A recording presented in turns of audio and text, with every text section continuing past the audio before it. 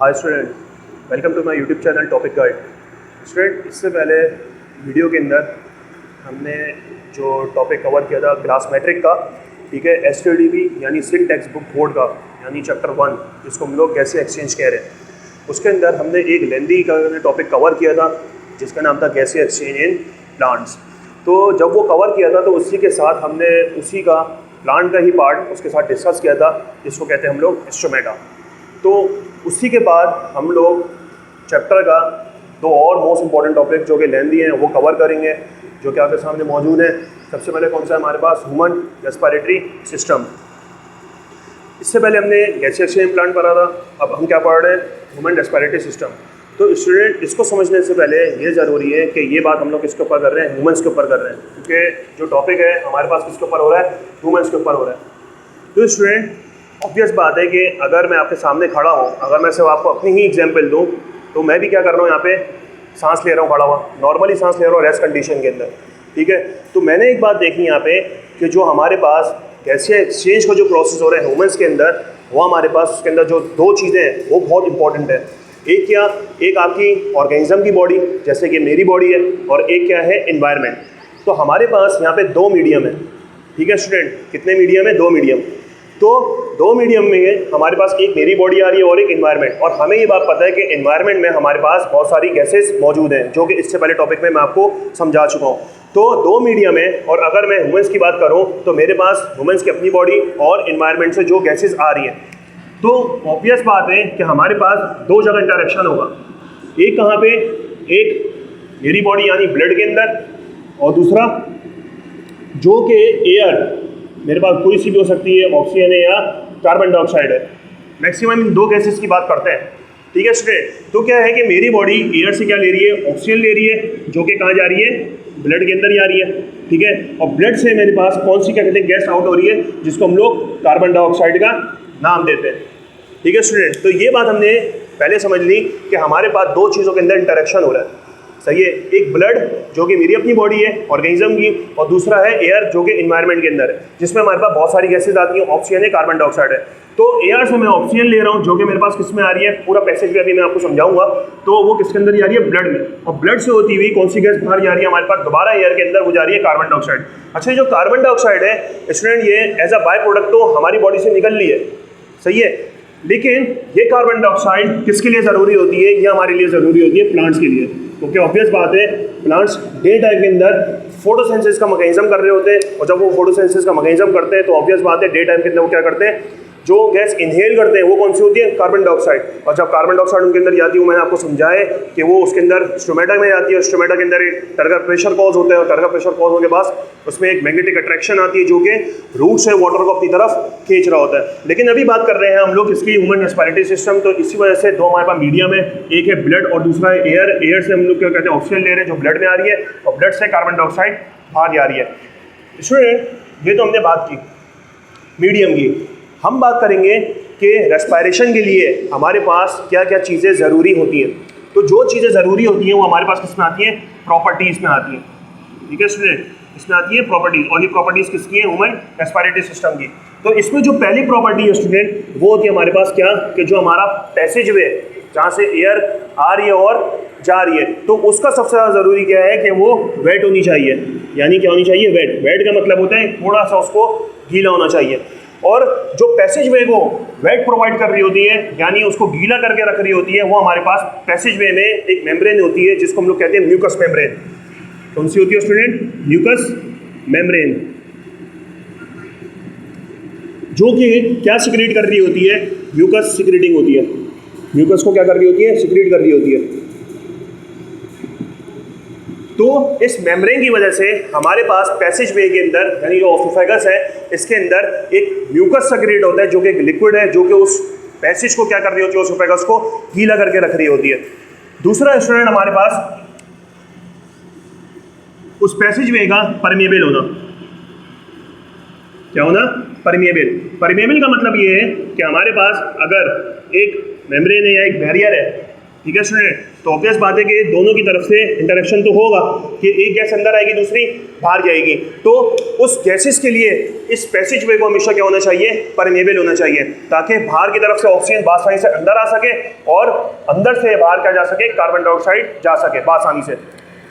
तीसरी है हमारे पास सरफेस टू वॉल्यूम, यानी एक हमारे पास रेशो आ जाता है। इसका मतलब क्या है स्टूडेंट कि हमारे पास एक बहुत बड़ा सरफेस है, मैं अगर बात करूं इसकी और एक इस दायरे की, ठीक है स्टूडेंट, तो मुझे ये बात पता है कि इसका सरफेस ज़्यादा होगा बनिस्बत किसके, इसके, क्योंकि ये छोटा है और ये बड़ा है। तो अगर बड़ी चीज़ है तो उसका क्या है, सरफेस ज़्यादा होगा, और जो छोटी चीज़ है उसका सरफेस क्या होगा मेरे पास स्टूडेंट, कम होगा।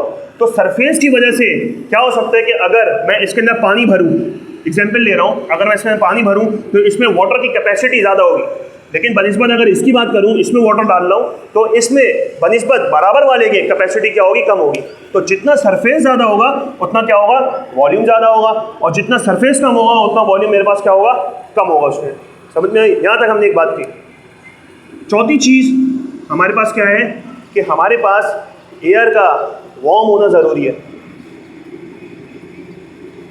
यानी जो हमारे पास पैसेज वे के अंदर जो एयर आ रही है, हमें ये बात पता है कि एनवायरनमेंट थोड़ा ठंडा है, तो एनवायरनमेंट से जब इनहेल कर रहे होते हैं ऑक्सीजन को, तो जितनी भी गैसेस अगर इनहेल कर रहे हैं तो वो क्या है, थोड़ी सी ठंडी है, लेकिन जब वो पैसेज वे से हमारे टकराती हैं, यानी नॉस्ट्रिल से नॉस्ट्रिल की कहते हैं अंदर की तरफ पैसेज वे ऑसोफेगस के अंदर जब जाती हैं, तो वो हमारे पास किस कंडीशन के अंदर होती हैं, थोड़ी सी गर्म होती हैं, वार्म होती हैं। तो हमारे पास ये 4 प्रॉपर्टीज़ हैं हमारे पास, जो कि मोस्ट इंपॉर्टेंट है रेस्पिरेटरी सिस्टम के लिए, ह्यूमंस के लिए, कि पहला क्या है कि सरफेस का वेट होना, दूसरा क्या है उसका परमेबल, तीसरा क्या है सरफेस टू वॉल्यूम जो मैंने आपको समझाया, और चौथा क्या हमारे पास एयर का वार्म होना। स्टूडेंट इसी के साथ अब हम पैसेज वे को डिस्कस करेंगे। हमारे पास ह्यूमंस के अंदर मैक्सिमम जो कैपेसिटी होती है वो कितनी होती है, एयर को अंदर लेने के लिए हमारे पास होती है मैक्सिमम 5 लीटर एयर, यानी हमारे पास अंदर जो है ह्यूमंस के 5 लीटर एयर जा सकती है। और अगर केमिस्ट्री में पढ़ते हैं तो इसके अंदर अगर 1 लीटर है तो वो 1000 ml के बराबर होता है। तो मैक्सिमम अगर बॉडी के अंदर 5 लीटर की बात करें तो इसका मतलब कि हमारी बॉडी के अंदर कितनी जा रही है, 5000 ml जो है वो एयर अंदर जा रही है, और उसका इंटरेक्शन हो रहा है, यानी अंदर का ऑक्सीजन आ रही है और बाहर कार्बन डाइऑक्साइड जा रही है। लेकिन उसमें जो कैपेसिटी है वो कितनी है मेरे पास, 5 लीटर के करीब है। और अगर उसको ml की बात करते हैं तो 4000 ml क्या है, एयर हमारे पास इंटरेक्शन के अंदर है। जब हम डीप ब्रीथ करते हैं और ज़्यादा सांस लेते हैं एक्सरसाइज के बाद या कोई भी हैवी लिफ्टिंग के बाद, तो उसमें मैक्सिमम जो एयर अंदर लेते हैं, मैक्सिमम जो एयर अंदर जा रही होती है उसको हम लोग कहते हैं टाइडल वॉल्यूम। क्या कहते हैं, टाइडल वॉल्यूम कहते हैं। ठीक है स्टूडेंट, ये बात हमने यहाँ पे समझी। इसके बाद ये समझने के बाद हमें ये ज़रूरी है क्या समझना है, उसका पूरा मैकेनिज्म। अब स्टूडेंट हम लोग आते हैं मैकेनिज्म की तरफ। अगर मैकेनिज्म की बात करें तो हमारे पास मैकेनिज्म आता है जिसमें हमारे पास दो हमारे पास चीज़ों में डिवाइड होता है। एक होती है हमारे पास इंस्पायरेशन,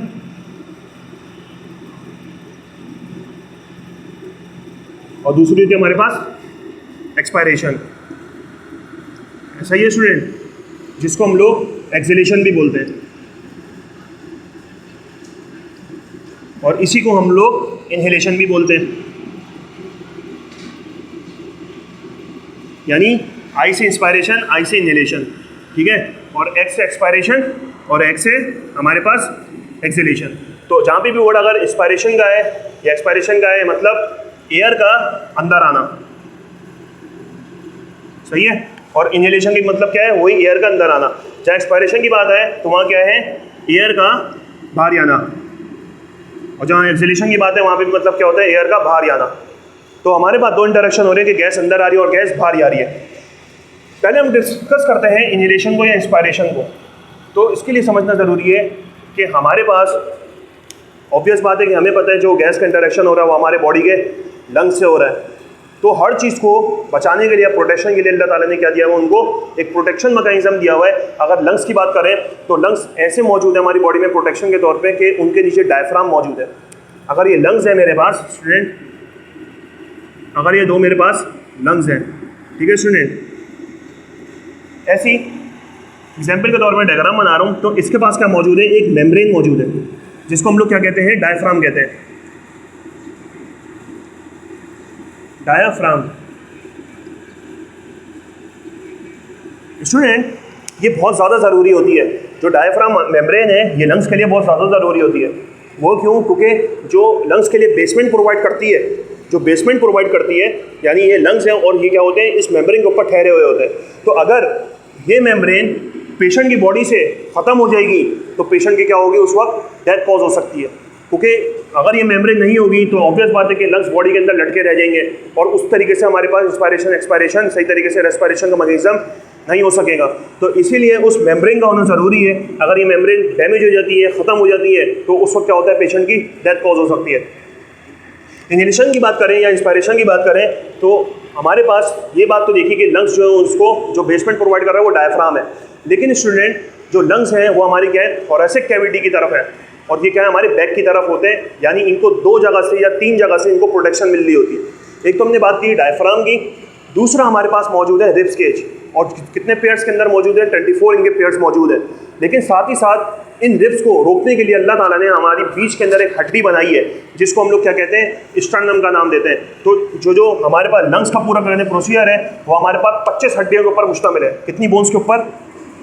25 बोन्स के ऊपर मुश्तमिल है, जिसमें 24 हड्डियाँ जो है वो हमारे पास रिब्स की मौजूद हैं, पसलियों की हैं, और एक जो है जो हमारे पास रिब्स केज को एक बिल्कुल मॉडिफाइड फॉर्म दे रही है, यानी उनको भी रोक रही है। वो कौन से, हमारे पास बीच में एक हड्डी जा रही है जिसको हम लोग स्टर्नम का नाम देते हैं। तो इस तरीके से हमारे पास कितनी हड्डियाँ हो गई?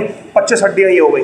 तो फ्रंट की तरफ से उनको क्या है, 25 हड्डियों की प्रोटेक्शन मिली हुई है। और जो बैक है उसके अंदर हमारे पास क्या मौजूद है, स्पाइनल कॉर्ड मौजूद है। तो स्पाइनल कॉर्ड की तरफ से भी हमारे पास क्या आ रही है, लंग्स के लिए एक प्रोटेक्शन आ रही है। तो स्टूडेंट, 3 तरफ से हमारे पास की प्रोटेक्शन है लंग्स की, एक डायफ्राम की, एक रिब्स के जिसके अंदर हम लोग के पास 25 हड्डियाँ आ रही है, और तीसरा हमारे पास कौन सा है, स्पाइनल कॉर्ड की तरफ से। स्टूडेंट, यहाँ तो हम लोग के पास समझ में आ गया कि प्रोटेक्शन की भी बात हो गई। बात करते हैं अब उसके मैकेनिज्म की।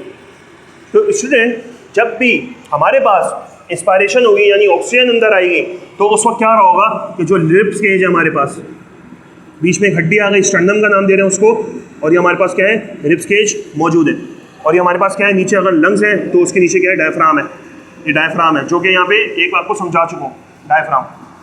तो स्टूडेंट, क्या होता है कि जब भी एयर से ऑक्सीजन अंदर आती है, तो स्टूडेंट क्या होता है कि जो रिब्स होती हैं वो क्या करती हैं, मूव आउटवर्ड। किस तरफ जाती हैं, बाहर की तरफ जाती हैं। और जो डायफ्राम होता है ये अभी मेरे पास डूम शेप में यानी गुंबद की फॉर्म में, लेकिन जब भी एयर अंदर आती है और रिब्स केज बाहर की तरफ जाती है तो डायफ्राम जो होता है वो मेरे पास डाउनवर्ड की तरफ आ जाता है।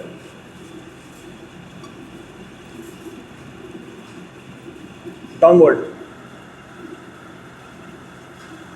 अगर मैं अपनी तरफ से समझाऊं, अपनी बॉडी लेकर समझाऊं, तो क्या है कि अगर मैं इनहेल कर रहा हूं तो रिब्स केज क्या है मेरे बाहर की तरफ जा रहे हैं, और जो डायफ्राम है वो किस तरफ जा रहा है, डाउनवर्ड की तरफ जा रहा है। तो इंस्पायरेशन में ये बात ये रखनी है कि जब भी एयर अंदर आएगी तो रिब्स केज कहाँ चलेंगे, बाहर की तरफ जाएंगे, एक्सपेंड होंगे। और क्या है, हमारे पास जो डायफ्राम है वो किस तरफ आ जाएगा, डाउनवर्ड की तरफ आ जाएगा।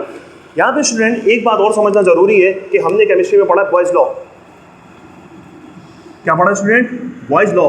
बॉयज लॉ क्या कहता है कि pressure is inversely proportional to volume. Pressure is inversely proportional to volume, यानी इसका ये मतलब है कि अगर एक चीज़ बढ़ेगी तो दूसरी क्या होगी, कम होगी। अगर मैं एग्जांपल लूँ, जो ऑक्सीजन एयर की तरफ से आ रही है स्टूडेंट, जो एयर की तरफ से आ रही है उसके अंदर जो उसका प्रेशर है वो 0 है। अगर यहाँ पे बात करो 0 और 1 -1 की, तो इसमें कौन सी चीज़ बड़ी है, 0 बड़ा है, ये क्या है, छोटा है। तो जब भी बाहर की तरफ अगर एयर ज़्यादा है यानी प्रेशर ज़्यादा है तो ऑब्वियस बात है कि हमें ये बात पता है कि एक चीज़ हायर कंसंट्रेशन से किस तरफ जाएगी, लोअर कंसंट्रेशन की तरफ जाएगी। तो बाहर से एयर का प्रेशर ज़्यादा है और अंदर वॉल्यूम क्या है, कम है, तो वो हायर कंसंट्रेशन से किस तरफ जाएगी, लोअर कंसंट्रेशन की तरफ जाएगी।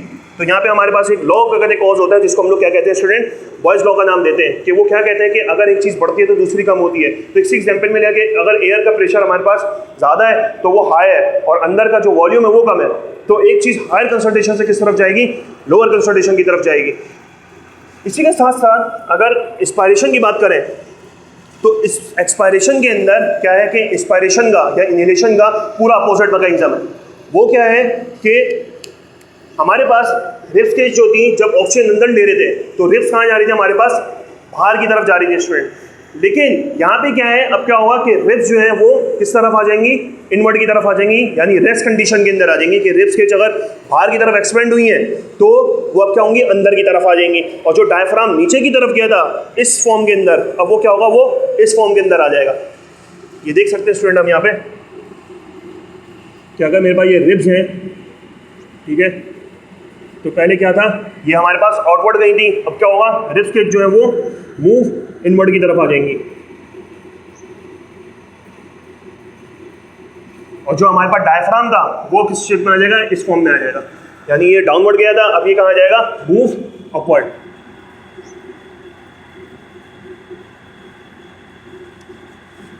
यहाँ पे मैंने अभी आपको बॉयज लॉ समझाया था कि एक चीज़ अगर हायर कंसंट्रेशन के ऊपर है तो वो किस तरफ जाएगी, लोअर कंसंट्रेशन की तरफ जाएगी। तो अंदर तो हमारे पास क्या हुआ, नॉर्मल हो गया कि बाहर की तरफ प्रेशर जो है उसने बैलेंस करके अपने अंदर वॉल्यूम ज़्यादा कर लिया। अब मेरे पास क्या है कि कार्बन डाइऑक्साइड भी अंदर जमा हो रही है, तो कार्बन डाइऑक्साइड बॉडी के लिए ज़्यादा इफेक्टिव होती है। अगर समटाइम्स बॉडी के अंदर ज़्यादा कॉज हो जाए कार्बन डाइऑक्साइड तो गैसेस की गैस्ट्रिक प्रॉब्लम बहुत ज़्यादा आ जाती हैं। तो इसी वजह से अंदर वॉल्यूम को भी बैलेंस करके रखना है। तो इसी वजह से अगर मेरे पास वॉल्यूम अंदर की तरफ ज़्यादा है तो वो हायर कंसंट्रेशन के ऊपर है, तो वो किस तरफ जाएगा स्टूडेंट, एयर के अंदर छोड़ देंगे, यानी एक्सपायरेशन के थ्रू हम लोग कार्बन डाइऑक्साइड को बाहर रिलीज करेंगे। तो वहाँ पे क्या होगा कि प्रेशर कहाँ बढ़ जाएगा, हमारे पास एयर के अंदर बढ़ता चला जाएगा और वॉल्यूम जो है वो अंदर कार्बन डाइऑक्साइड का कम होता चला जाएगा। तो इसी वजह से यहाँ पे भी बॉयज लॉ अप्लाई होता है। लेकिन हम ये बात देखते हैं कि एक चीज़ अगर हायर कंसंट्रेशन के ऊपर है तो वो किस तरफ जाएगी, लोअर कंसंट्रेशन की तरफ जाएगी। ठीक है स्टूडेंट, यहाँ पे हमने पूरा मैकेनिज्म समझा, लेकिन मैकेनिज्म में बहुत ही शॉर्ट चीज़ें हैं जो आपको समझना ज़रूरी है। अगर वो चीज़ें आपने समझ ली की पॉइंट्स के थ्रू तो आसानी से आप पूरा मैकेनिज्म को आप बता सकते हैं कि इस तरीके से मैकेनिज्म होता है। तो स्टूडेंट यहाँ पे ज़रूरी हमने ये चीज़ समझी कि पूरा ह्यूमन रेस्पिरेटरी सिस्टम समझा, जिसमें मैंने आपको 2 मीडियम बताए, साथ ही साथ उसकी प्रॉपर्टीज़ बताई। प्रॉपर्टीज़ बहुत ज़रूरी है, अगर जब भी ये आपको बोर्ड में दिया जाए, किसी भी इम्तिहान में दिया जाए तो उसकी प्रॉपर्टीज़ लाजमी शो करिएगा। साथ ही साथ हमने इंस्पायरेशन और एक्सपायरेशन का समझा। अगर इंस्पायरेशन समझ में आएगा तो साथ ही साथ उसी को अपोजिट करते हुए हम लोग एक्सपायरेशन को समझ लेते हैं। तो यहाँ पे स्टूडेंट हम लोग होगा एक मोस्ट इंपॉर्टेंट टॉपिक कवर हुआ जिसको हम लोग ह्यूमन रेस्पिरेटरी सिस्टम का नाम देते हैं। इसके बाद स्टूडेंट हम लोग रेस्पिरेशन की कुछ डिसऑर्डर्स पढ़ते हैं, क्योंकि हमें पता है कि समटाइम्स ऐसे पेशेंट्स होते हैं जिनमें ब्रीथिंग के प्रॉब्लम्स आते हैं।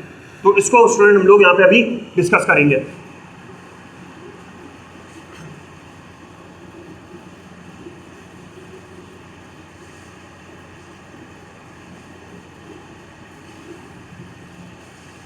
स्टूडेंट हम यहाँ पे डिस्कस कर रहे हैं एक लास्ट टॉपिक इसका चैप्टर का, जिसको हम लोग रेस्पिरेटरी डिसऑर्डर का नाम देते हैं।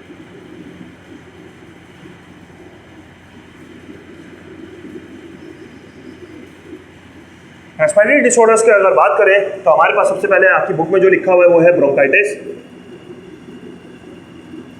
दूसरा है हमारे पास अस्थमा, तीसरा है हमारे पास एम्फाइसीमिया,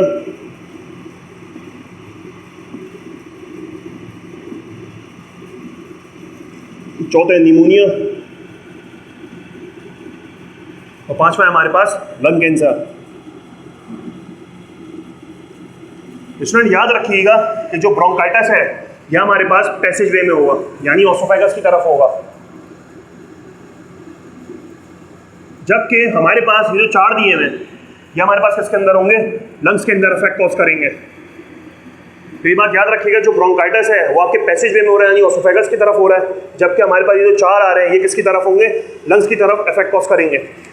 सबसे पहले बात करते हैं ब्रोंकाइटिस की। स्टूडेंट यहाँ पे वर्ड लिखा हुआ है ब्रोंकाइटिस। हमें बात पता है कि जो हमारा इनहेलेशन का है पूरा मैकेनिज्म, उसके अंदर क्या है कि पहले एयर आई नॉस्ट्रिल्स की तरफ, फिर नेजल कैविटी की तरफ जाएगी, यानी पीछे की तरफ जाएगी, जो आपकी बीच की हड्डी जो है इसको हम लोग कहते हैं नेजल कैविटी।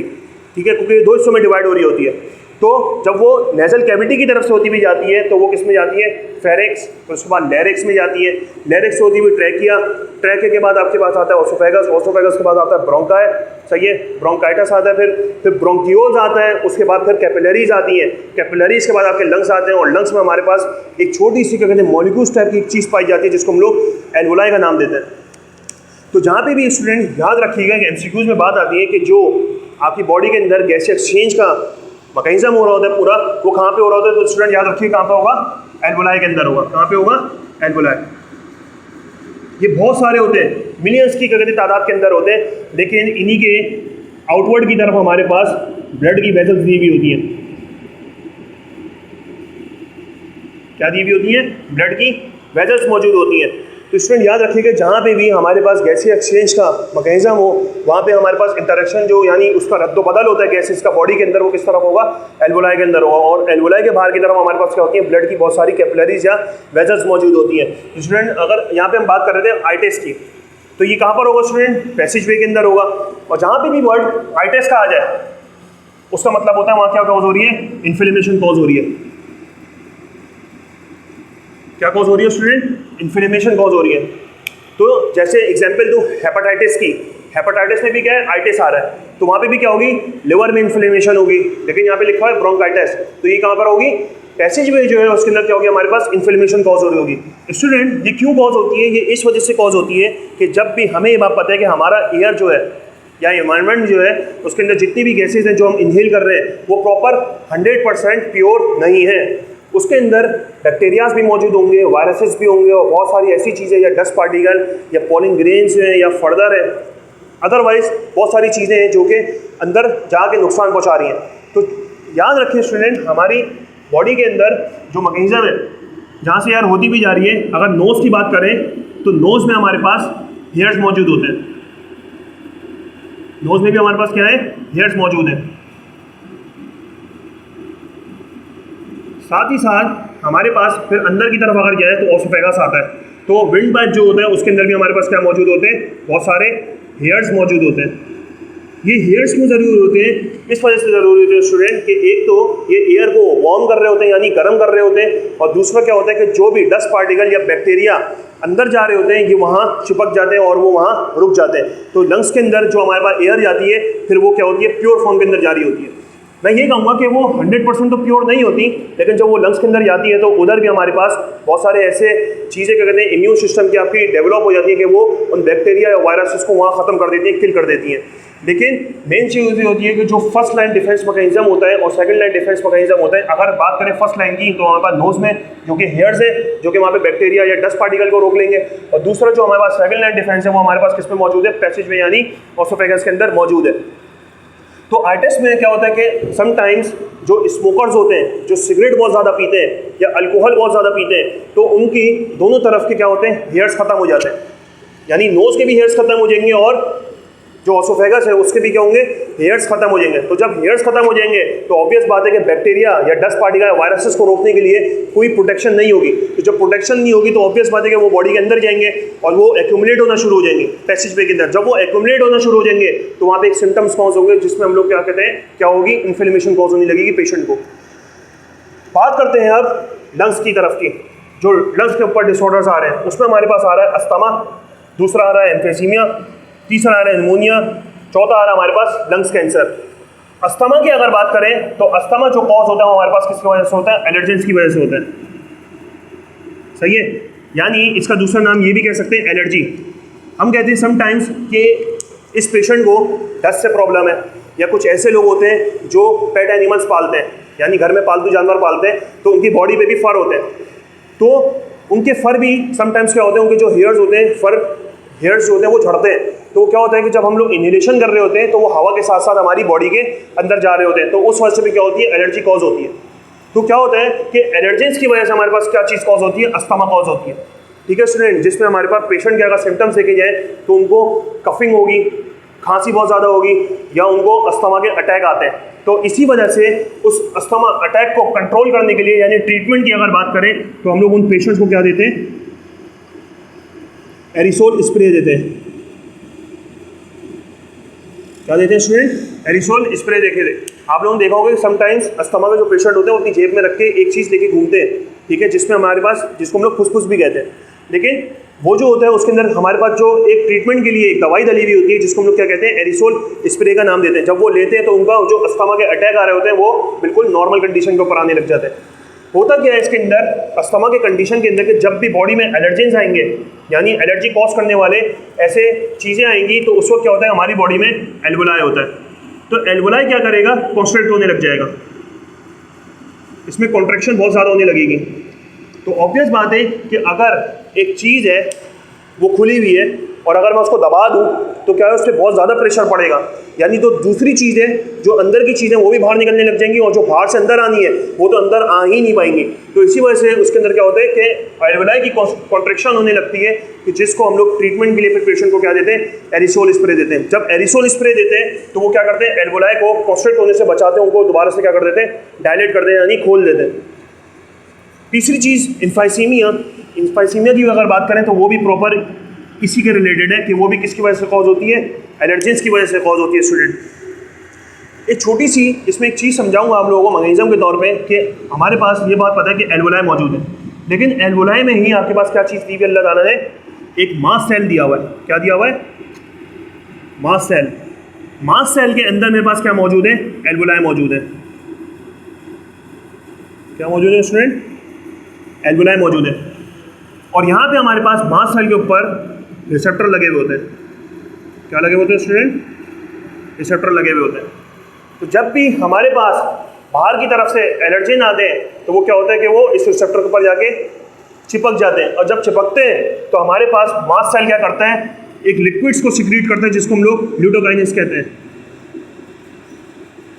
क्या कहते हैं स्टूडेंट, ल्यूटोकाइनेस। तो जब वो ल्यूटोकाइनेस हमारी क्या कहते हैं बॉडी के अंदर, लंग्स के अंदर जब वो निकलना शुरू होता है तो वो क्या करता है, वो ल्यूटोकाइनेस के अंदर बढ़ने लग जाते हैं, और जब बढ़ते हैं तो उसकी वजह से अफेक्टिवनेस कॉज होती है। तो पेशेंट्स को क्या होता है, अस्थमा या तो फिर एम्फाइसीमिया के अटैक आने लगते हैं, कि उसमें मैंने ये बात बताई कि कॉन्ट्रैक्शन होने लगती है। तो जब कॉन्ट्रैक्शन होगी तो हवा सही तरीके से इन एंड आउट नहीं हो सकेगी, तो उसको ट्रीटमेंट के लिए हम लोग क्या देते हैं, पेशेंट्स को एरिसोल स्प्रे देते हैं। तो यहाँ पे एक छोटा सा मैकेनिज्म था कि अगर ये भी समझ लेंगे तो इससे ये चीज़ आप लोगों को आसानी से समझ में आ जाएगी। तीसरी कंडीशन है हमारे पास निमोनिया की। निमोनिया एक डेंजरस कंडीशन है कि जिस पेशेंट को अगर ये हो जाए, ये बेसिकली बैक्टीरिया की वजह से कॉज होती है निमोनिया। तो इस कंडीशन में जो सिम्टम्स आएंगे पेशेंट को वो क्या आते हैं,